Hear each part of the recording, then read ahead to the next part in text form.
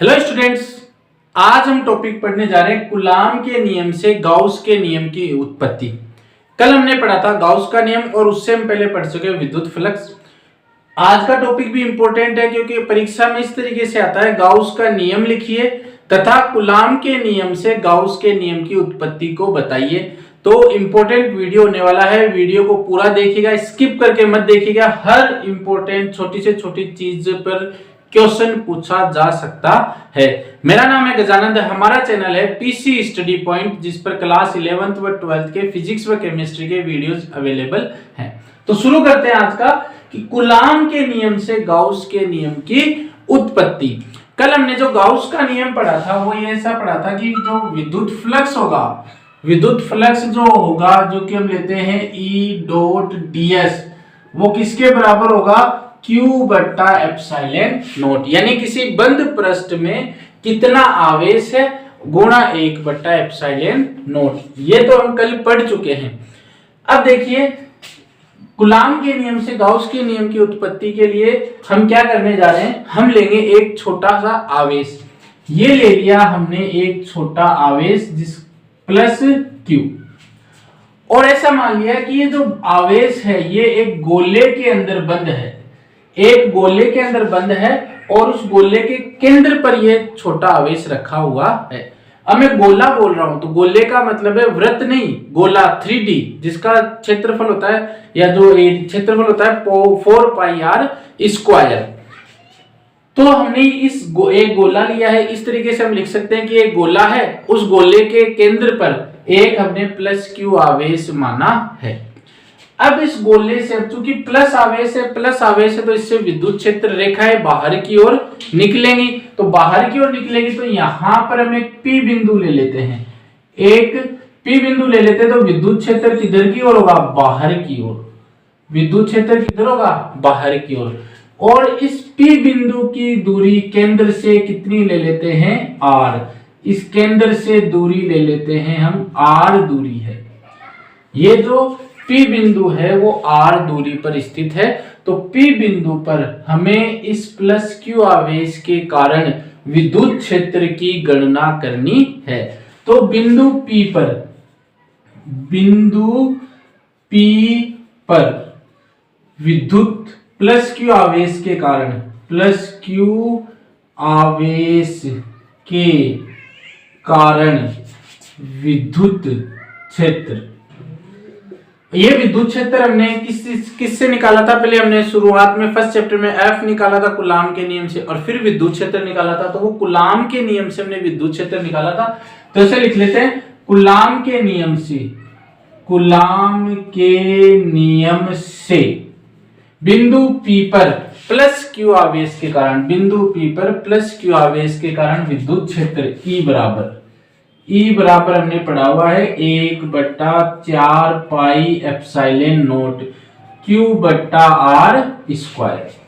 अब चूंकि विद्युत क्षेत्र एक सदिश राशि है और इसकी दिशा किधर है? बाहर की ओर। तो बाहर की ओर जो दिशा है उसको हम दिखा देते हैं किससे? R कैप से। तो ये दिशा हो गई R कैप। तो R कैप क्या बता रहा है? R कैप बता रहा है इस विद्युत क्षेत्र की दिशा जो है, विद्युत क्षेत्र की दिशा किधर है? O से, ये केंद्र ले लेते हैं O से P की ओर। तो ये तो हो गया कूलाम के नियम से विद्युत क्षेत्र।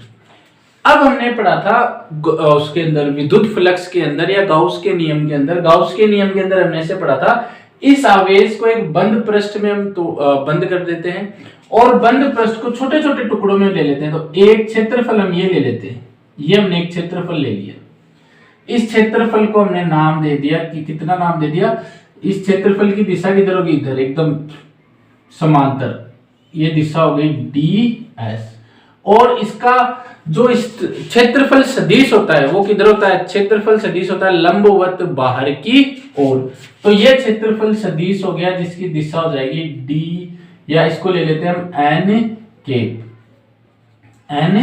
अब इसको छोटे छोटे क्षेत्रफल में माना है, जिसका एक क्षेत्रफल कितना है? ds। दिशा किधर हो गई? n cap. तो क्षेत्रफल सदिश क्षेत्रफल सदिश। क्षेत्रफल सदिश क्या हो जाएगा, ds। परिमाण कितना है ds और दिशा क्या है n के। कोई भी सदिश होता है उसको इसी तरीके से दिखाते हैं, परिमाण और उसकी दिशा। अब देखिए हमें क्या निकालना है, विद्युत फ्लक्स निकालते हैं हम। विद्युत फ्लक्स, विद्युत फ्लक्स। और विद्युत फ्लक्स का जो सूत्र होता है वो होता है E डॉट ds। तो समीकरण 1 में तो E है और समीकरण 2 में ds है, तो मान रख देते हैं E डॉट ds का, तो 1/4 पाई एप्सिलॉन नॉट Q बट्टा r स्क्वायर r के डॉट, डॉट प्रोडक्ट होता है, याद रखना जो फ्लक्स होती है वो अदिश राशि होती है, इसलिए हमें क्या करना है, डॉट प्रोडक्ट करना है, डॉट और ds के। तो इसको इस तरीके से लिख लेते हैं, 1/4 पाई एप्सिलॉन नॉट Q बट्टा r स्क्वायर इंटू ds और r cap dot n cap, r cap dot n cap. अब देखिए r केप की दिशा बाहर की ओर, n केप की दिशा बाहर की ओर।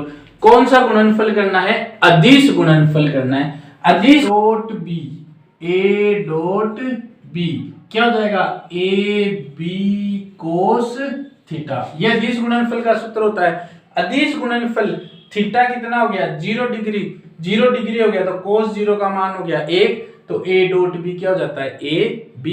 और यहां पर ये क्या है, एकांक सदिश है। आर केप, जहां केप लगा होता है वो क्या था, एकांक सदिश। तो आर केप का मान 1 और एन केप का मान 1, तो 1 डॉट 1 cos 0 1 तो बराबर 1, यानी ये दोनों का मान अदिश गुणनफल कितना हो जाएगा, 1 हो जाएगा। तो हम लिख सकते हैं r डॉट एन केप बराबर 1, तो E डॉट ds बराबर क्या हो जाएगा, 1/4 पाई एप्सिलॉन नॉट Q बट्टा r स्क्वायर इंटू ds। अब देखिए ये तो केवल एक क्षेत्रफल के कारण निकालना है, ऐसे इसमें बहुत सारे क्षेत्रफल होंगे, यानी संपूर्ण गोले में से निकलने वाला फ्लक्स या संपूर्ण गोले के लिए फ्लक्स। तो संपूर्ण गोले के लिए फ्लक्स निकालेंगे तो गणित में जैसे कहते हैं, या तो दो तरीके हैं, यहाँ पे जितने भी छोटे छोटे क्षेत्रफल लिए हैं सबका अलग अलग निकालो और फिर जोड़ कर दो, या एक तरीका क्या है, हम कर देंगे समाकलन। तो E डॉट ds क्या हो जाएगा, समाकलन 1/4 पाई एप्सिलॉन नॉट Q बट्टा r स्क्वायर और ds। ये क्यों लगाया, क्योंकि पृष्ठ क्या है हमारा, बंद है। तो अब क्या हो जाएगा, 1/4 पाई एप्सिलॉन नॉट Q बट्टा r स्क्वायर आ जाएगा बाहर, और ये ds। अब हमें क्या निकालना है इसका, ये क्या हो गया, पूरा पृष्ठीय क्षेत्रफल हमें निकालना है। पृष्ठीय क्षेत्रफल, पृष्ठीय गोले का पृष्ठीय क्षेत्रफल वो क्या हो जाएगा, 4 पाई r स्क्वायर। तो यहां पर हम 4 पाई r स्क्वायर रख देंगे, तो E डॉट ds बराबर हो जाएगा 1/4 पाई एप्सिलॉन नॉट Q बट्टा r स्क्वायर और 4 पाई r स्क्वायर। तो 4 पाई से 4 पाई कट गया, r स्क्वायर से r स्क्वायर कट गया, तो क्या आ गया, Q बट्टा एप्सिलॉन नॉट। और यही हमें सिद्ध करना था। कूलाम का नियम हम लेके चले थे और हमें गाउस का नियम मिल गया।